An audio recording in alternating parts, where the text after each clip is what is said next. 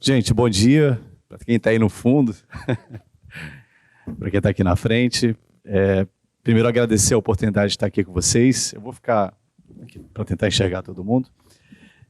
Quero saudar a Arquidiocese do Rio de Janeiro, parabenizar a Deise aqui pela apresentação, super importante, bastante esclarecedora também sobre o papel de vários órgãos, essa colaboração da sociedade civil com o poder público, as dioceses se engajando também na preservação do patrimônio cultural. E hoje é um momento muito importante para a gente poder dividir, partilhar, não só das informações, mas partilhar, acima de tudo, das nossas expectativas, dos nossos sonhos, porque, no fundo, quando a gente preserva o patrimônio, a gente está preservando a nós mesmos. E eu gostaria de falar um pouco sobre isso, trazer também para vocês a agenda do IPHAN, as nossas ações, as repactuações que nós estamos fazendo, mas, acima de tudo, parabenizar aqui leigos, leigas, religiosos, sacerdotes, que vêm se empenhando nessa missão conosco. Bom, então, fui apresentado, estou, nesse momento, na presidência do IPHAN. Quero aqui saudar também Paulo Vidal, nosso superintendente do IPHAN aqui no Rio de Janeiro. O IPHAN é um órgão nacional, está presente em todo o Brasil, tem essa tarefa, enquanto autarquia federal ligada ao Ministério da Cultura, de cumprir a Constituição Federal no seu artigo 216, também já demonstrado aqui, exercendo essa tarefa de preservar o patrimônio. Preservar não significa deixar intocado, preservar não necessariamente significa fazer com que este patrimônio ele estagne no percurso histórico. Patrimônio são pessoas. E seja o patrimônio edificado, seja o patrimônio imaterial, nós estamos falando das pessoas. E esse patrimônio precisa ser promovido acima de tudo. Ele precisa ser visto, ele precisa ser entendido, ele precisa ser amado. No sentido de que, se nós não compreendermos o valor desse patrimônio, nós não vamos preservá-lo. A gente cuida daquilo que a gente conhece. Então, nesse intuito de expandir os conhecimentos, as informações do patrimônio, hoje nós temos um conjunto de parcerias importantes também com as universidades, com as escolas, com as igrejas, com as comunidades, naquilo que nós chamamos de educação patrimonial. Então, esse momento também é um momento de educação patrimonial, porque tudo aquilo que nós absorvemos, tudo aquilo que nós dividirmos neste encontro tem que ser levado para fora. Não faz sentido nós carregarmos conosco. Então, quero já fazer esse convite a vocês, que a gente possa levar daqui, desse seminário, para outros lugares, para as nossas comunidades, esse conhecimento, partilhá-lo com outras pessoas. Bem, ainda falando um pouquinho do Instituto Patrimônio Histórico e Artístico Nacional, nós estamos aí em todo o país, são 27 superintendências, todos os estados e o Distrito Federal. Nós também temos alguns escritórios técnicos, aqui no caso do Rio de Janeiro, o de Paraty, por exemplo, que tem essa tarefa de ficar ali mais próximo do território. Esse escritório, que é uma ponta, ele é um braço do IPHAN em alguns lugares. Nós gostaríamos de ter mais escritórios, nós gostaríamos de estar mais presentes em alguns pequenos e médios municípios, mas há também a nossa limitação. Embora hoje a gente esteja respirando aqui, eu vou poder contar para vocês uma série de boas iniciativas. O IPHAN passou um período muito difícil recentemente, então aqui alguns servidores, eu quero mais uma vez sempre que posso agradecer aos servidores do IPHAN. São servidores públicos, são concursados, são pessoas de carreira, são pessoas que dedicam sua vida ao patrimônio cultural. É um concurso um pouco diferente, da maioria dos concursos da burocracia do Estado, porque ele é um concurso de gente vocacionada. Posso dizer isso com tranquilidade, porque trabalhando ao lado dessas pessoas, eu me sinto muito orgulhoso de ver essa dedicação, de ver esse empenho. Então, se a gente tem aí várias igrejas restauradas, se a gente tem um conjunto de bens culturais hoje preservados, isso é trabalho dos servidores públicos que trabalham no IPHAN. Então, isso precisa ser dito. Não se faz política pública sem os servidores. Então, aqui fica o meu registro mais uma vez, o meu agradecimento a todo esse corpo técnico. E a gente tem também as unidades especiais, como o Centro Lúcio Costa, como o Paço Imperial. O Paço é um lugar de formação, o Paço é um lugar de difusão da cultura brasileira, da história brasileira. O Centro Lúcio Costa, que fica aqui no Rio de Janeiro também, é um centro de pesquisa. Nós temos o mestrado do IPHAN, então aqueles que se interessarem um dia fazer um mestrado na área de patrimônio, o IPHAN oferece essa formação. Esse ano, inclusive, a gente teve aí um recorde de inscrições, conseguimos aumentar as bolsas, os auxílios para os pesquisadores, retomando essa relação da ciência com o patrimônio, que é muito importante. É para a gente subsidiar as políticas, subsidiar as intervenções do IPHAN. Bom, Falou-se aqui sobre sistema. Então, resgatar um pouco esse conceito também, porque a preservação do patrimônio não é uma tarefa só do IPHAN. Tampouco é uma tarefa só do Estado, digamos. O IPHAN divide responsabilidades com órgãos estaduais e municipais, órgãos de patrimônio, órgãos de cultura, mas também órgãos de turismo, órgãos de fiscalização, órgãos ambientais, órgãos de desenvolvimento econômico, porque o patrimônio não é algo que fica ali apenas para ser contemplado. O patrimônio ele é um instrumento de várias oportunidades sociais, e é a partir dele que muitos municípios sobrevivem. Citando o caso aqui das cidades históricas de Minas Gerais. O patrimônio cultural católico, ele é uma das principais ferramentas de geração de emprego e renda dessas cidades, através do turismo. Então, olhar o patrimônio numa lógica um pouco mais ampla do que apenas algo a ser contemplado, preservado, memorado. O patrimônio ele também é um instrumento de desenvolvimento humano. Ele gera oportunidades de renda, ele gera oportunidades de educação, oportunidades culturais, gera conexão, sentimento de pertencimento, autoestima para muitas comunidades. Então, quando a gente fala do sistema, tem a ver também com essa articulação do IPHAN com várias entidades, vários órgãos de Estado para ações em prol do patrimônio. Mas a principal parceria que o IPHAN tem não é entre partes da federação, não é só entre estados e municípios, é principalmente com a sociedade. A gente vem retomando neste novo ciclo, nessa nova gestão, a participação social dentro da política do patrimônio. O que nós estamos fazendo aqui também é um pouco disso. A participação social, seja na partilha dos conhecimentos, seja a participação social nas decisões diretas sobre o patrimônio cultural. Um caso recente que nós estabelecemos aqui no Rio foi o Comitê Gestor do Cais do Valongo. O Cais do Valongo que foi descoberto a partir das obras do Porto Maravilha, do VLT, e se tornou patrimônio mundial em 2016. E no governo passado, em 2019, destituíram todos os comitês de participação, conselhos, entre eles os comitês do patrimônio. Então nós acabamos de restabelecer por portaria, vamos fazer isso também com as paisagens cariocas, e dentro de cada diocese, cada arquidiocese, a gente pode também ter esses nichos, esses núcleos, esses espaços de participação para pensar o que é possível, o que é interessante se fazer pelo patrimônio cultural. Então, eu queria deixar também esse convite.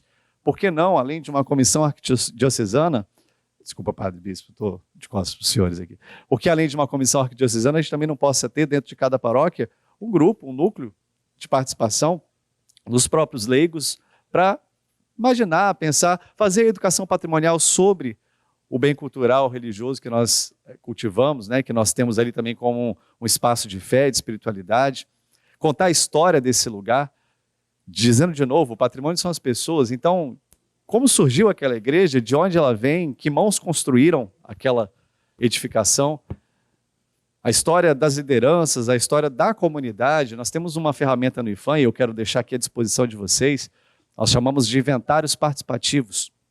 O que são os inventários participativos? Quando uma comunidade se organiza para entender, para mapear, para retomar a história do seu patrimônio cultural. Seja dentro de um bairro, seja dentro de uma cidade inteira, seja dentro de um movimento cultural, pode ser dentro também de uma paróquia. Então, se vocês tiverem interesse em desenvolver isso dentro da paróquia de vocês, o IPHAN está à disposição através da superintendência para fornecer os elementos para esse inventário participativo acontecer. Não significa que o IPHAN vai tombar, que o IPHAN vai registrar, não se trata de uma burocratização ou de uma formalização daquela carga cultural, mas sim de um auto-reconhecimento. Então é uma coisa muito legal que a gente vem fazendo em várias situações. Recentemente o movimento do hip hop nacional fez um inventário participativo, mapeando o hip hop no Brasil inteiro, todos os estados, e entregou para o IPHAN, inclusive agora para pedir um registro como patrimônio imaterial. Mas cada comunidade pode fazer também a sua própria história, reconstruindo a narrativa, reconstruindo a trajetória daquele lugar. Então, concluindo aqui essa parte sobre sistema, nós estamos justamente na fase de desenho e implementação do Sistema Nacional de Patrimônio, numa intensidade muito grande, estreitando as relações. Isso aqui na prática significa diálogo, isso aqui na prática significa proximidade. A gente sentar à mesa, discutir os assuntos em comum, tomar decisões em comum, fazer acordos de cooperação, e isso também está sendo construído com a Igreja Católica brasileira, né, a Igreja Católica no Brasil, através da CNBB. Nós temos aí um patrimônio edificado, religioso, católico, muito extenso. São 566 bens tombados Desses 85 são edifícios religiosos em geral, 71% são de origem católica apostólica romana, falando da arquitetura religiosa como um todo. Né? Além do patrimônio católico, a gente tem o patrimônio de matriz africana, o IPHAN tem alguns terreiros acautelados, que nós também atuamos. Da mesma forma como restauramos igrejas, nós atuamos para restaurar alguns bens edificados de outras matrizes religiosas. Bom, aqui só para categorizar dentro de todo o espectro, né, dessa diversidade de carismas, de perspectivas do catolicismo, a gente tem aí 13% das edificações jesuíticas, 398 ao todo, né, aqui destaque para a Igreja Nossa Senhora da Assunção, do Espírito Santo, 6% dos franciscanos, como a Igreja da Ordem Terceira de São Francisco, João Pessoa, 1% dos beneditinos, com o Mosteiro e a Igreja de São Bento, aqui no Rio. E para fazer a gestão disso tudo, para a gente poder preservar esse patrimônio cultural edificado, nós temos com a CNBB um ACT, um Acordo de Cooperação Técnica, que está sendo agora retomado, aprofundado. Eu estive com um conjunto de lideranças recentemente, né? A gente, Dom Dirceu, que foi agora, inclusive, conduzido para atuar nessa comissão, que é uma comissão de educação e cultura dentro da CNBB, especialmente dos bens culturais, esteve conosco lá no IPHAN. Então a gente tem uma agenda boa aí pela frente, queria contar para vocês já sobre ela. Mas não é só o restauro e a conservação, né, que limita o papel do IPHAN. A gente tem outras iniciativas que tem a ver também com pesquisa, que tem a ver também com memória, que tem a ver também com a lógica de elevar esse patrimônio, né, ao entendimento da sociedade, de as pessoas olharem para ele, para além da sua parte edificada, mas principalmente para as histórias que esse patrimônio conta. Bom, tem também todo um trabalho que está sendo desenvolvido, em especial durante os processos e a sua conclusão posterior, de instruir as paróquias a conservarem da melhor forma possível. Nós temos casos no Brasil de igrejas que são restauradas de 10 em 10 anos, 15 em 15 anos. E a gente precisa urgentemente estabelecer alguns pactos do ponto de vista dessa conservação contínua, né? E mais ainda, que esses bens culturais eles fiquem acessíveis à sociedade. A melhor forma da gente preservar é deixando acessível à sociedade, o contrário do que às vezes pode se pensar. Que a participação, a presença das pessoas dentro de um espaço vai talvez deteriorar, pode colocar em risco. É ao contrário, né? A gente tem defendido a tese de que quanto mais presente a população estiver nesses bens, mais preservados eles estarão. Seja porque as pessoas vão compreender, vão realmente ajudar a preservar, vão ajudar a fiscalizar eventuais danos, mas também no sentido da colaboração para o investimento. Falou-se aqui, né, que uma das principais formas, uma das principais fontes de fomento de recursos para o patrimônio cultural é a Lei Rouanet, é a Lei de Incentivo à Cultura, que é nada mais, nada menos do que a participação do privado, do particular, na preservação do patrimônio.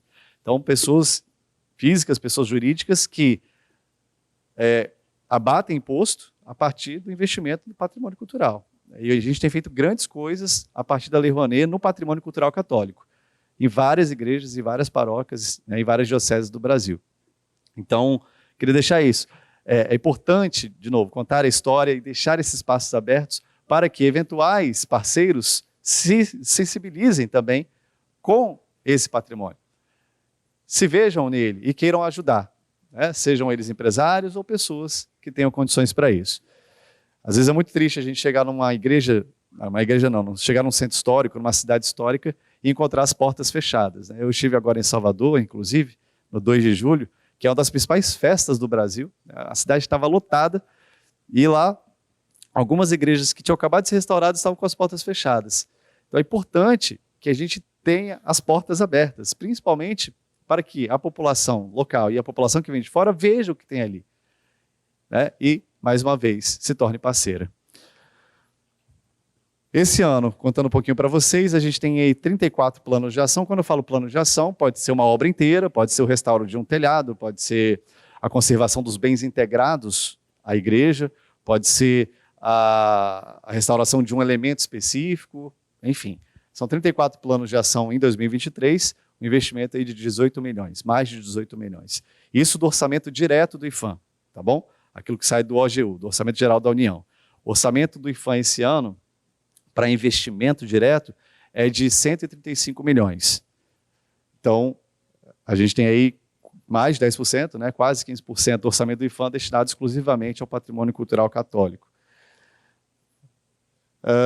A gente tem algumas obras recentemente concluídas, né, alguns investimentos que a gente acabou de finalizar em Maceió.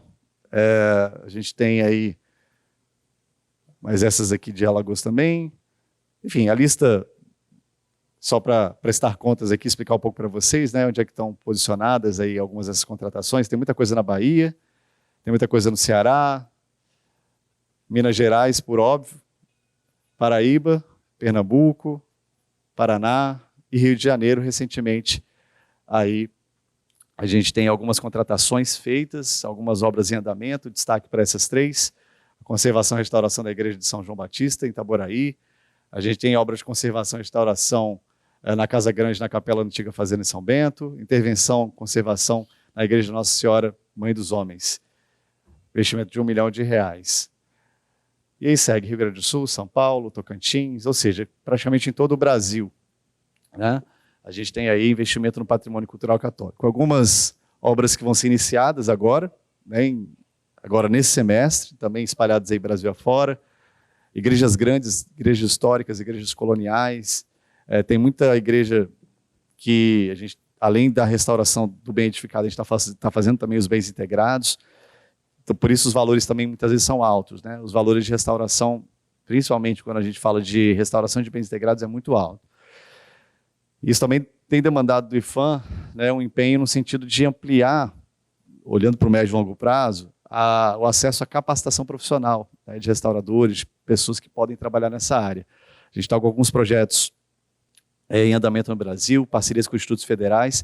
Tem um projeto super bonito em Mariana, Minas Gerais, que a gente quer trazer para o Rio, quer levar para Salvador também, que é a Escola de Ofícios Tradicionais, uma parceria do Instituto Vale com o Instituto Pedra e o IPHAN, para capacitar pessoas. A gente está formando em média 100 pessoas por semestre, em cantaria, alvenaria e vários outros tipos de ofício, que tem a ver com as obras de restauração.